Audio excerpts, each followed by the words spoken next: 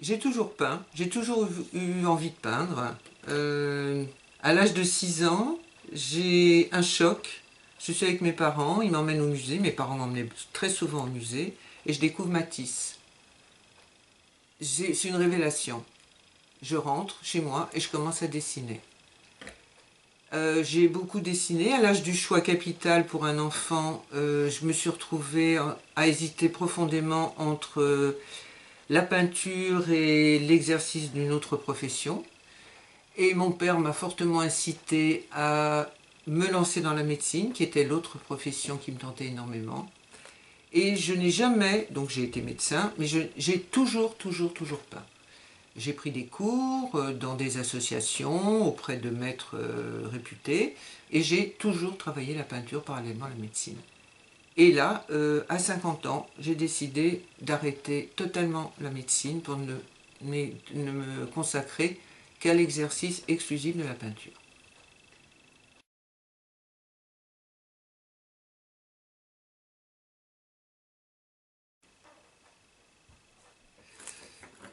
La question est... Je pense que cette question, un peintre se la pose toute sa vie. Est-ce que je me définis comme un peintre? En tout cas, j'espère. Je, je me mets en permanence dans cette démarche de travail, de donner du sens à mon travail, de me renouveler. Qu'est-ce que c'est qu'être peintre? Qu'est-ce que c'est qu'être artiste? C'est essayer de donner à la réalité qui nous entoure un autre sens que celui que les gens voient. Et je pense que dans ce sens, je pense que j'ai une démarche artistique.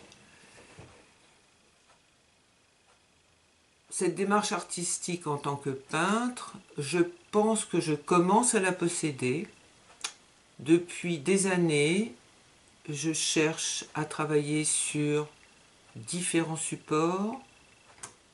La peinture, c'est pas seulement mettre de la matière sur une toile, c'est d'essayer de chercher, comme disait Kandinsky, l'invisible derrière le visible. Et moi je rajoute chercher l'invisible derrière l'invisible. C'est une boutade mais qui me porte énormément. Et je pense qu'en ça, dans ce sens, je suis peintre.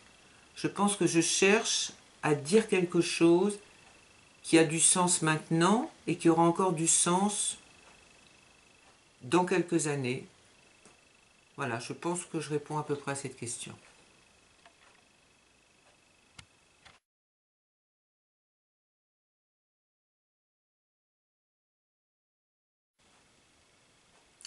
Comment je travaille?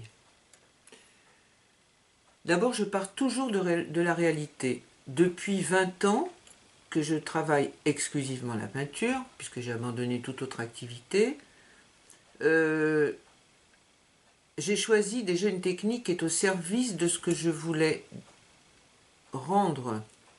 J'ai dit tout à l'heure que je cherchais à travailler l'invisible, à rendre l'invisible, pas à travailler l'invisible, à rendre l'invisible. Et pour ça, j'ai appris, parce que ça s'apprend, la technique des glacis des anciens, qui consiste assez rapidement à faire à peu près sur une toile de 70 à 80 couches de glacis. On alterne des glacis de couleur chaude et des glacis de couleur froide. Mais la technique est un autre problème. Donc, j'ai choisi cette technique qui me permet de travailler la transparence. Et je pense qu'en travaillant la transparence, d'une certaine façon, on peut accéder à ce qu'il y a sous la réalité.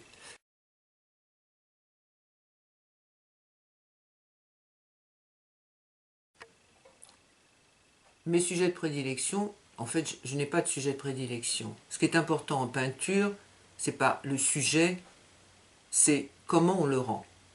Donc, j'ai travaillé successivement depuis 20-25 ans les passages, avec des séries qui s'appellent les portes, les fenêtres, la nature, avec des séries sur les arbres, les croix,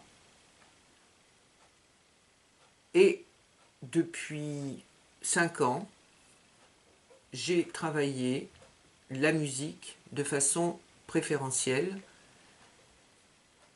J'ai la chance d'avoir ici en Avignon de nombreux amis musiciens. Je travaille souvent avec eux pendant leurs répétitions. Des fois, il m'est même arrivé d'aller me coucher sous un piano pour sentir les vibrations, pour sentir les basses, pour sentir, oui, sentir surtout les basses et les graves. Et la musique m'apporte enfin peut-être un début de réponse à mes obsessions, parce que je pense qu'un artiste est un bon artiste tant qu'il n'a pas épuisé ses obsessions, tant qu'il n'a pas épuisé tout ce que l'obsession pouvait nourrir au niveau de l'imaginaire. Donc la musique, elle m'apporte la transparence, elle m'apporte le mouvement, elle m'apporte euh, vraiment l'invisible, elle m'apporte la lumière, elle m'apporte le renouvellement permanent. Dans la musique, il y a plein de sujets qu'on peut traiter en même temps. On peut traiter la phrase musicale, on peut d'abord se planter comme je l'ai fait dans les livres sur Pythagore, sur Harmonia Mundi, travailler les instruments, travailler l'écriture musicale, travailler le blues, travailler le flamenco, travailler la, le duo, le trio, le quatuor. Il y a plein de possibilités en restant attaché à la notion de musique. La musique, le travail de la musique aussi, ce qui est bien, c'est que ce travail m'a permis de travailler en série. Les séries d'instruments, les séries de tempo, les séries de gamme, les séries de vibrato, bon. Et puis, je me suis rendu compte aussi que ce qui était très bien avec la musique, c'est qu'elle me permettait de travailler tour à tour le dessin, le collage, le travail à l'encre, le travail à la peinture, et de travailler sur différents formats. En ça, c'est quelque chose de très plaisant. Je ne suis pas attachée à un format. Je peux travailler aussi bien sur des papiers, des grandes toiles, de la fibre de verre, en essayant toujours de trouver le support adéquat au sujet que je suis en train de traiter. Il est évident, par exemple, que si je travaille les vibrations et que j'ai envie de changer de support, je vais privilégier le travail sur la fibre de verre, qui est comme un voile très léger qui flotte dans l'air. Si je veux travailler des pianos, si je veux travailler... Non, surtout, je l'ai fait avec les violons. J'ai travaillé avec des papiers brûlés qui m'ont permis de jouer sur les différentes tonalités de couleurs brunes, voilà. Et je pense que ce qui est intéressant avec cette approche de ce sujet que je travaille là maintenant, c'est les infinies possibilités que ce sujet me propose. Et puis, je me suis rendu compte de quelque chose de très profond.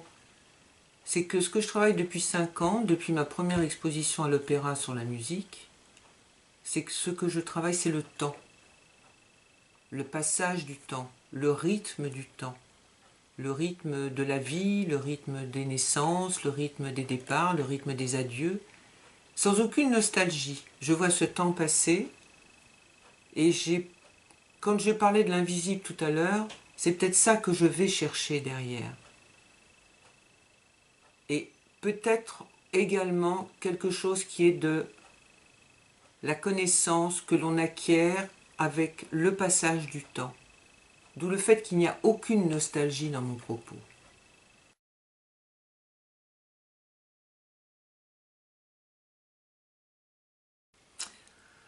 Le temps à venir. Une seule certitude, continuer. Continuer à travailler, continuer à chercher, continuer à tester de nouveaux matériaux, continuer à donner du sens à mon travail, continuer à enseigner avec un espoir, transmettre.